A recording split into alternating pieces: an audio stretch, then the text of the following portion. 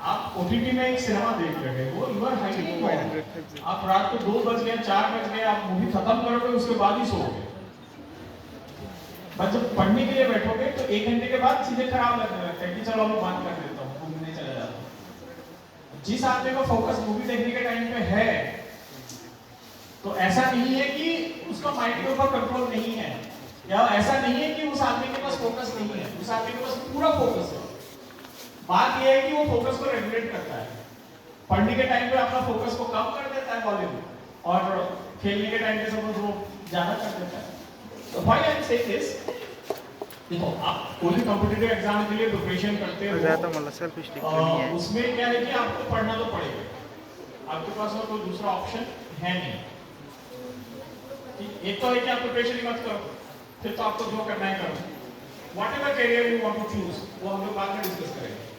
और दूसरा चीज है कि आपने डिसाइड कर लिया कि मुझे ये एग्जाम देना है, प्रिपरेशन करना है, तब आपके पास एक चीज तो पूरा फिक्स हो गया कि आपको तो पढ़ना ही है, there is no other option, आपको पढ़ना ही होगा। तो फिर आपको फोकस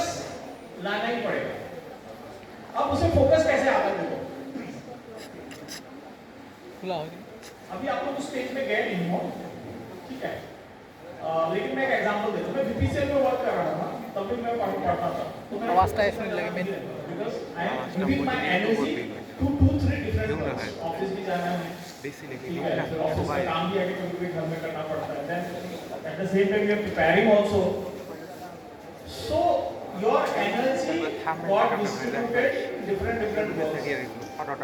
आपको फोकस अपने आप हो जाएगा। But the time I quit my job, मैंने जब जॉब छोड़ दिया और सिर्फ प्रिपरेशन पे ही फोकस किया, उसके बाद मुझे फोकस में कोई दिक्कत नहीं आया। फिर 1 घंटे के बाद या 2 घंटे के बाद सो अभी जो आप लोगों को फोकस का इशू आ रहा है कि सर हम लोग कॉलेज के लिए भी पढ़ते हैं या प्रिपरेशन भी करना चाहते हैं, तो टाइम का इशू आ जाता है या फोकस का इशू आ जाता है, वो आएगा ही,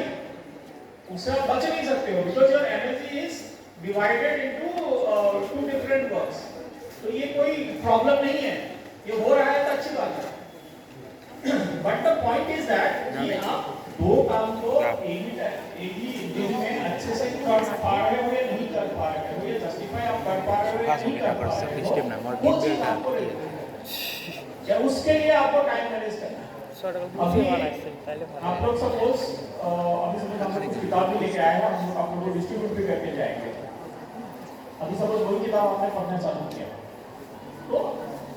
या तो आप सुबह बहुत जल्दी उठ जाइए, 4 बजे उठ गए, 5 बजे उठ गए, 3 घंटा आपने उस प्रिपरेशन को किया कि ये प्रिपरेशन में साइमल्टेनियसली करना चाहता हूँ, तो मैं अपनी सुबह का ये 3 घंटे का टाइम इस प्रिपरेशन में दूंगा, और कॉलेज करूंगा, कॉलेज का जो भी पढ़ाई है उसको करने के बाद शाम में 2 घंटा टाइम मैं इस प्रिपरेशन को फिर से दूंगा। तो on daily basis I am going to give this preparation 5 hours, and that is a huge aspect, और ये आप कर सकते हो। What is needed is that your commitment. तो time management is directly related to your commitment and objectivity. आप कितना committed हो, ठीक है, अगर कमिटेड नहीं हो तो फिर आप गिम्बेल बने ढाकिस ना ठीक है, तब आप एक भी चीज के लिए काम कर रहे हो, मैंने एक ही चीज के लिए आप एनर्जी दे रहे हो, तभी भी आपसे वो चीज नहीं हो पाएगी। सो फोकस वाला जो आप लोगों ने पॉइंट पूछा, माइंड डाइवर्ट वाला जो टाइम पूछा, और टाइम मैनेजमेंट वाला जो टाइम क्वेश्चन पूछा, इसका आंसर यही है कि जब आप टाइम मैनेजमेंट की बात कर रहे हो, आपको टाइम कहां देना है वो चीज आप निकाल लीजिए, और उस हिसाब से आप पूरे दिन को प्लान करिए। फॉर एग्जांपल, आप सपोज यूपीएससी की प्रिपरेशन कर रहे हो कॉलेज के साथ, तो आप सुबह के टाइम पे सपोज 5 बजे से लेकर 8 बजे तक का जो टाइम है, आप सोचिए कि इसमें मैं सिर्फ यूपीएससी का काम ही करूंगा 1 घंटा, और रात को 8 बजे से लेकर 10 बजे तक यूपीएससी वाला प्रिपरेशन करूंगा। उसके बाद मेरे पास जो भी टाइम रहता है I will give for my college में जो भी पढ़ाया जाता है। तो आपने आगे से थोड़ा सा निकाल दिया, पीछे से थोड़ा सा निकाल दिया, तो वो दोनों टाइम स्लॉट आपका फिक्स हो चुका है, उसको आप कोई भी आके आपको डिस्टर्ब नहीं करेगा। ठीक है, बाकी जो टाइम है उसमें आप कॉलेज की क्लासेस करिए और भी जो काम है वो करिए,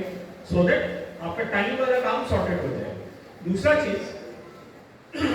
जो माइंड डाइवर्ट होता है, ठीक है, माइंड, देखो माइंड डाइवर्ट मतलब ये तो थोड़ा सा मिसनॉमर टाइप लगता है।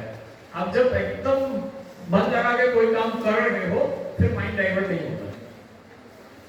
या तो फिर आप मन लगा के नहीं कर रहे हो। इसमें मैं आप लोगों को दो चीज बता देता हूँ कि रिवाइज कैसे किया जाता है, पढ़ा कैसे जाता है। एक होता है एक्टिव रीडिंग, एक होता है पैसिव रीडिंग, और एक होता है एक्टिव रिविजन, एक होता है पैसिव रिविजन। एक्टिव रीडिंग में हम लोग क्या करते हैं, जैसे कि मैं अपना ही एग्जांपल दूं, मैं आया तो मैंने सबसे पहले आप लोगों से सवाल सब पूछे so that I can keep my mind active. अगर मैं इसी में अपनी तरफ से ही सिर्फ बोलना चालू किया होता तो फिर वो मेरा थोड़ा सा पैसिव टाइप में चला जाता, और फिर मैं जो बोलता आप लोगों को थोड़ा थोड़ा समझ में आता, थोड़ा थोड़ा चीजें नहीं समझ में आता, ठीक है, और उसमें आप लोग भी बहुत एक्टिवली पार्टिसिपेट नहीं करते। पॉइंट इज दैट जब आप एक्टिव रीडिंग करते हो, जो टॉपिक के बारे में आप पढ़ने जा रहे हो उसके बारे में पहले से ही आप थोड़ा सा पता कर लेते हो, या थोड़ा सा आप लोग उसके बारे में सोचते हैं कि क्या हुआ होगा, because by this time you all have smartphone, तो दुनिया की एक्सेसिबिलिटी तो आप लोगों के पास है। सो कोई भी चीजें आएगा आपके पास तो आपके माइंड में माने इतना स्टॉक है नॉलेज का कि यू कैन व्हाट टू से, आपका कोई एक माने जजमेंट या एक बेसिक इंफॉर्मेशन आपके पास उस चीज के बारे में होगा। तो जब आप उस तरीके से पढ़ने के लिए जाओगे, अच्छा इस सपोज एक कोई टॉपिक आ गया कि ये आप पढ़ने वाले हो, तो उसमें आप पहले 2 मिनट बहुत लंबा टाइम होता है, 1 मिनट आप सोचिए कि इस टॉपिक के बारे में मैंने कभी कुछ सुना है क्या, मैंने कभी कुछ पढ़ा है क्या, ये इसमें मैं अभी क्या पढ़ने जा रहा हूँ,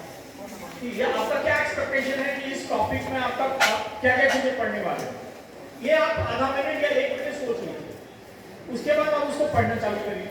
then your reading will be an active reading. तो जब आप एक्टिव रीडिंग करते हो तो माइंड डाइवर्ट होने की पॉसिबिलिटी कम रहता है, बिकॉज पढ़ने से पहले आपने अपने माइंड को काम पर लगा दिया कि मेरा एक्सपेक्टेशन ये है इस टॉपिक में। अब एक्सपेक्टेशन से जब कुछ बाहर, अभी देखिए सवाल, कौन सा सवाल हम लोगों को सबसे ज्यादा याद